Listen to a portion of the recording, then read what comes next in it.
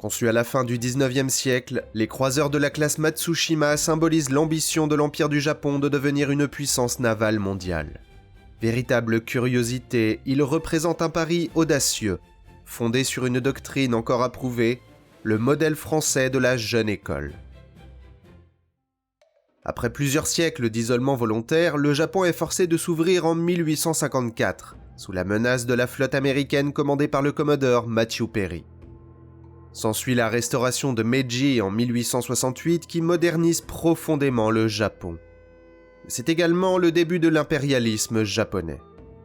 De par sa position géographique, le Japon a rapidement des prétentions sur la Corée, que ce soit pour ses ressources ou pour éviter qu'elle ne serve de tremplin à une invasion du Japon. Si l'Empire coréen est sur le déclin et ne dispose pas d'une puissance militaire notable, il est sous protectorat chinois, et un conflit entre le Japon et la Chine des Qing devient de plus en plus inévitable.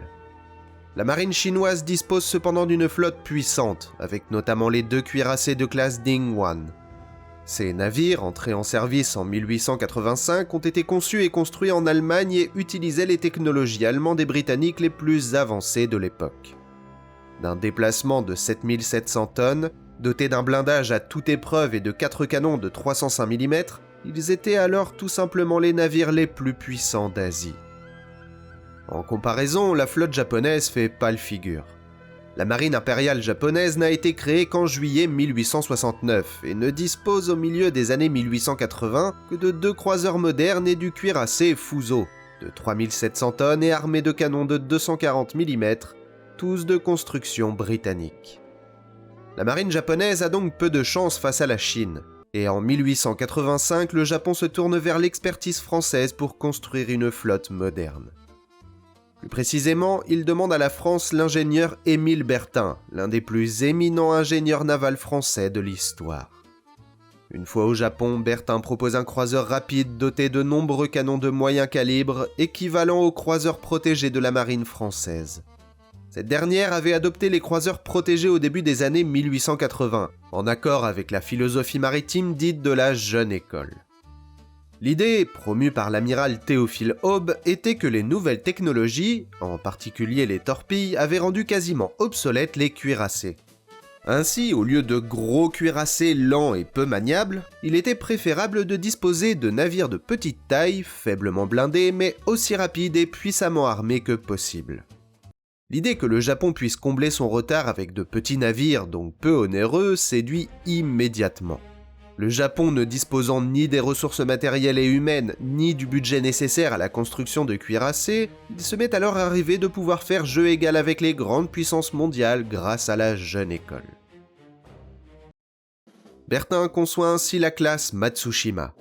92 mètres de long, 15 mètres 60 de large et un tirant d'eau de 6 mètres, pour un déplacement de 4285 tonnes, soit presque 2 fois moins que les Dingwan chinois. En tant que croiseur protégé, il se distingue d'un croiseur classique par la présence d'un pont blindé, 40 mm sur le pont supérieur et de 38 à 75 mm pour le pont principal. Les points vitaux sont également renforcés. La tourelle principale possède un blindage maximal de 300 mm, le lève-munitions 250 mm et le compartiment moteur 127. En revanche, les flancs ne sont pas blindés. La forme de la coque est également conçue pour réduire le poids du navire, tout en permettant un large champ de tir. Indiscutablement, la caractéristique la plus atypique de la classe Matsushima est sa tourelle principale. En effet, l'armement principal des Matsushima repose sur un unique canon cané de 320 mm monté à l'avant sur l'Itsukushima et l'Ashidate, mais à l'arrière sur le Matsushima. Ce canon imposant pèse à lui seul 67 tonnes. Il tire des obus perforants de 450 kg, capables de percer 334 mm de blindage à 8 km, ainsi que des obus explosifs de 350 kg pénétrant 204 mm. Sa cadence de tir est toutefois extrêmement faible. Un coup toutes les 5 minutes. C'est l'amirauté japonaise qui insista sur le choix de ce canon, dans une sorte de course au plus gros calibre. Mais le choix de monter un tel canon sur un navire aussi léger est clairement discutable. Dans les faits, le navire penche lorsque la tourelle est orientée sur le côté. Sans parler du recul considérable et la très faible cadence de tir, d'autant plus problématique lorsqu'il n'y a qu'un seul canon, lequel est en plus sujet à de fréquents problèmes mécaniques. On peut cependant compter sur une artillerie secondaire conséquente, composée de 11 canons à tir rapide Armstrong de 120 mm, 5 à 6 canons à tir rapide Hotchkiss de 76 mm et 2 à 5 canons Hotchkiss de 47 mm. Il est également armé de 4 tubes lance-torpilles de 356 mm montés au-dessus de la ligne de flottaison. Un à la proue, un à la poupe et un de chaque côté. La proue est également renforcée par un bélier naval. La propulsion est assurée par 2 machines à vapeur alimentées par 6 chaudières, développant une puissance maximale de 5400 chevaux. La vitesse théorique est de 16,5 nœuds. Cependant, en raison de leur conception, les Matsushima souffrent de sérieux problèmes de navigabilité, si bien qu'ils atteignent rarement cette vitesse. De plus, si leur chaudière représente la toute dernière technologie européenne, elle est trop avancée pour le Japon de l'époque, rendant leur maintenance et utilisation difficiles quand ils n'avaient pas en plus des défauts de construction. Résultat, durant la guerre sino-japonaise, l'Itsukushima ne peut atteindre que 12,8 nœuds et l'Ashidate à peine 11. Entre 1901 et 1902, le Matsushima et l'Itsukushima sont rééquipés de chaudières Belleville, tandis que l'Ashidate reçoit les chaudières japonaises de type Miyahara, leur permettant d'atteindre réellement les 16,5 nœuds. L'Itsukushima fut mis sur cale au chantier naval de la Société Nouvelle des Forges et Chantiers de la Méditerranée en janvier 1888, pour une rentrée en service en août 1891. Le Matsushima, lui, fut mis sur cale après, en février 1888, mais entra en service avant, en mars 1891. De plus, l'Itsukushima quitta Toulon pour le Japon le 12 novembre 1891. Mais pendant le voyage, ses chaudières ont commencé à fuir et il a dû être réparé par une équipe envoyée de France. Il n'arriva à couler que le 21 mai 1892. Le Ashidate est le seul construit au Japon. Il a été construit à l'arsenal naval de Yokosuka avec de nombreux équipements importés. Les Japonais étant peu expérimentés, la construction a été très compliquée, si bien qu'il fallut pas moins de 6 ans. Lors des essais en mer, il a également eu de gros problèmes avec les chaudières, et il n'a été mis en service en catastrophe que le 26 juin 1894, malgré le fait qu'une de ses chaudières n'avait pas encore été réparée. Devant ces problèmes, l'idée d'un 4e navire fut abandonnée. Les 3 navires furent ainsi, plus ou moins, achevés pour le début de la guerre sino-japonaise, formant l'épine dorsale de la marine japonaise.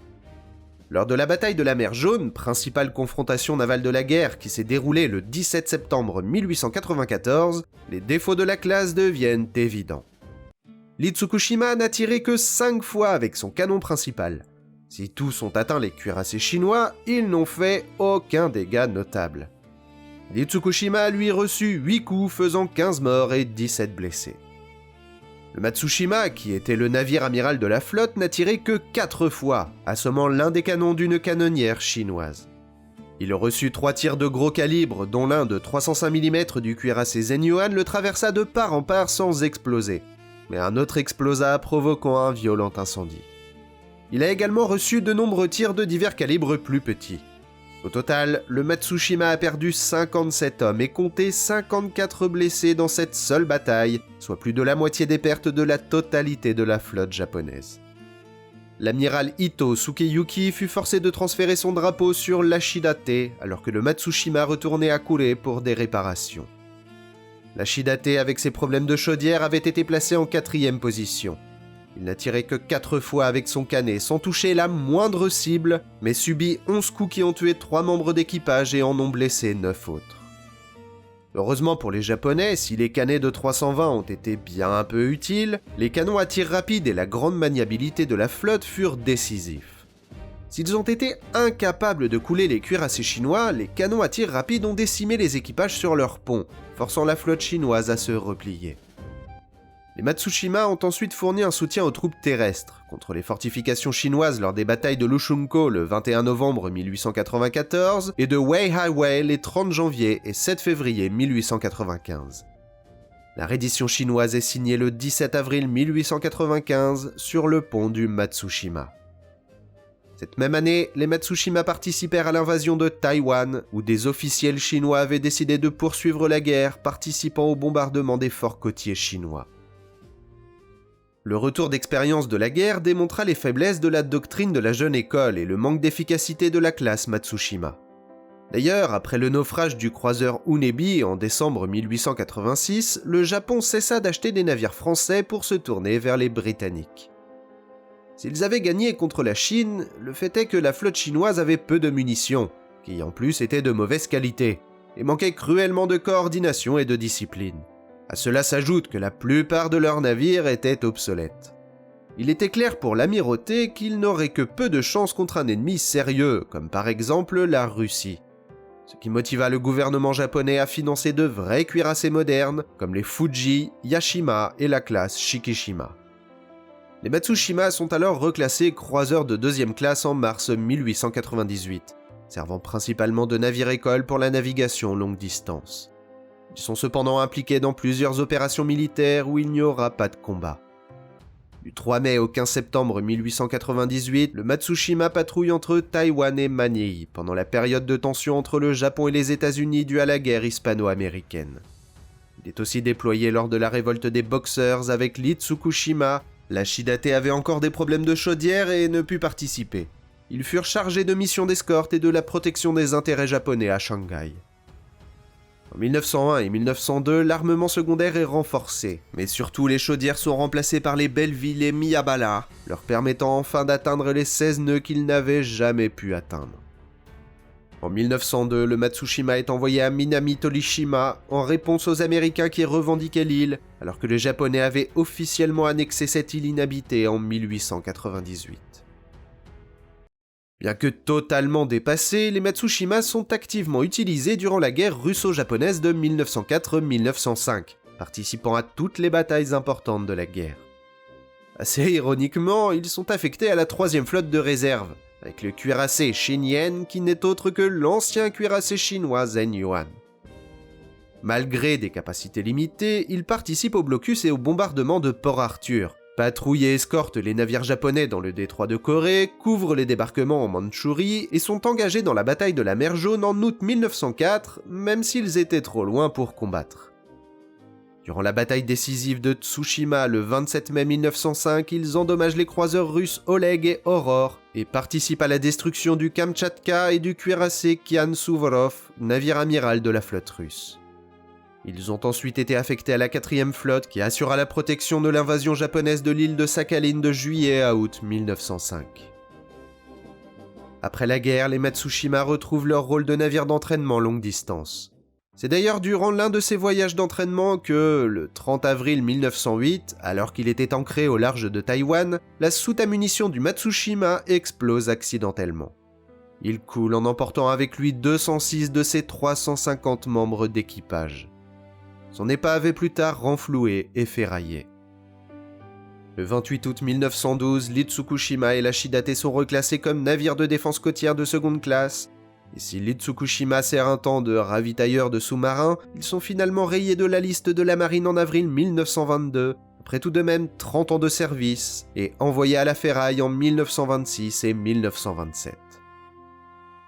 Ainsi s'achève l'histoire des croiseurs Matsushima. Conçus dans l'urgence, nés d'une doctrine audacieuse mais finalement irréaliste, ils marquent une période charnière de la marine impériale japonaise. Symbole d'une marine en pleine mutation, cherchant encore sa voie entre influence occidentale et ambition nationale. Merci d'avoir regardé jusqu'ici. Si cette vidéo vous a plu, n'hésitez pas à poursuivre votre visite avec nos autres vidéos sur le même thème. Et pour ne rien manquer, pensez à vous abonner.